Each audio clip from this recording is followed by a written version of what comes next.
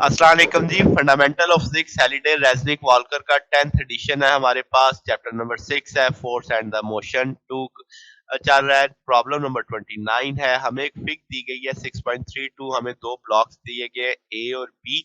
अब इनका वेट दे दिया गया 44 न्यूटन 22 न्यूटन रिस्पेक्टिवली। वो कहता है मिनिमम वेट बताओ सी का जो कि ए को यानी रखे sliding if mu S is between 0.20। फिर आपके पास सी वो कहता है सडनली लिफ्ट कर लो तो एक्सेलरेशन बताओ ए का। अगर कनेटिक आपके पास कोफिशिएंट ऑफ कनेटिक फ्रिक्शन कितना हो 0.15। तो दो सिचुएशन है। पहली सिचुएशन में हम कहेंगे ब्लॉक ए का जो मामला है वो क्या है, नॉर्मल अपवर्ड होगा और वेट नीचे होगा। वेट एक का नहीं है, वेट दोनों का है। तो मैंने इसके साथ ए सी लिख दिया। तो आप देख सकते हैं डब्ल्यू ए सी आ जाएगा, एफ एन बराबर आ जाएगा म्यू ए सी के। यहाँ से F N F over mu लिखा जा सकता है, तो वो वैल्यू मैंने डब्ल्यू ए सी की इसके बराबर ले ली। ठीक होगी बात। अब अगर आप हॉरिजेंटल देखोगे तो टेंशन इस जानिब है, फोर्स ऑफ फ्रिक्शन इस जानिब आ जाएगी। तो टी माइनस एफ, तो टी बराबर आ जाएगा एफ के। तो अब आप बी ब्लॉक की तरफ चले जाओ। बी ब्लॉक में सिर्फ एक वर्टिकल फोर्सेस का कंसेप्ट आएगा। तो वाई एक्सिस पे लगने वाली फोर्सेस में आप देखोगे टी अपवर्ड है, डब्ल्यू वेट डाउनवर्ड है, तो टी माइनस डब्ल्यू बी, तो टी बराबर आ जाएगा डब्ल्यू बी के। अब हम जानते हैं कि टी तो बराबर था एफ के।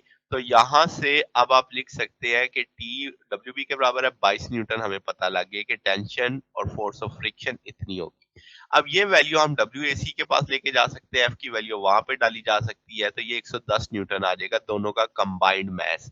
तो अब हम कहेंगे कि मिनिमम वेट जो है सी और ए का जो उसे स्लाइड से रखेगा, स्टैटिक फ्रिक्शन पे रखेगा, वो आपके पास कितना होगा 110 न्यूटन। अगर अब हम सी को लिफ्ट कर लेते हैं तो इसका मतलब अब सिर्फ ए की वेट बचेगा ए वाला।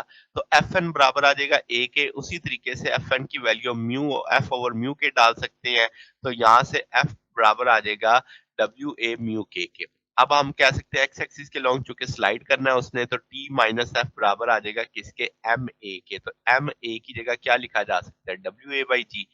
अब यहां से छोटे एफ की वैल्यू पता है, वो वैल्यू डाल के दूसरी तरफ ले गए तो ये टी की वैल्यू हमें पता लग गई। यानी यहां से आपने पहले एम ए की वैल्यू डाली, फिर आपने इस एफ की वैल्यू यहाँ पे डाल दी। ठीक होगी बात। अब ये टी को मैंने हाईलाइट किया हुआ है। ब्लॉक बी की इक्वेशन बनाएंगे तो आप कहेंगे डब्ल्यू बी माइनस टी। और एम बी को भी हम किस तरीके से लिखेंगे, डब्ल्यू बाई जी के तौर पे लिखेंगे। तो अब आप टी चाहिए आपको, बाकी सारे फैक्ट टी उस तरफ जाके नेगेटिव पॉजिटिव हो जाएगा, ये फैक्टर उधर जाके नेगेटिव हो जाएगा। तो इस तरीके से अरेंज कर लिया। अब ये भी टी है, ये भी टी है, दोनों की लेफ्ट साइड सेम है, तो राइट साइड भी क्या होनी चाहिए, सेम होनी चाहिए। तो यहाँ से एक्सेलरेशन कॉमन ले उठाने के लिए इकट्ठा कर लेते हैं। तो ये ए कॉमन आ जाएगा इस जगह से। जब हम ए कॉमन लेंगे ये फैक्टर दूसरी तरफ जाके यानी एक जी मल्टीप्लाई हो जाएगा, वो डिवाइड हो जाएगा। अब तकरीबन सारी चीजें पता है, डब्ल्यू बी भी पता है, म्यू के भी पता है, डब्ल्यू ए भी पता है, जी भी पता है। सारी वैल्यूज डालेंगे तो उस वक्त जो एक्सेलरेशन आएगा वो 2.3 मीटर पर सेकंड स्क्वायर आएगा। तो ये जनाब हमारे पास सोल्यूशन है। अगर आपको इसमें कोई बात पूछनी हो, डाउट हो, तो नीचे कमेंट्स में पूछ सकते हैं। वीडियो अच्छी लगी हो तो वीडियो को लाइक कीजिएगा, दोस्तों के साथ शेयर कीजिएगा, चैनल को सब्सक्राइब कर दीजिएगा। अब तक के लिए इतना ही, बाकी इंशाल्लाह हम नेक्स्ट देखेंगे। ओके, अल्लाह हाफिज।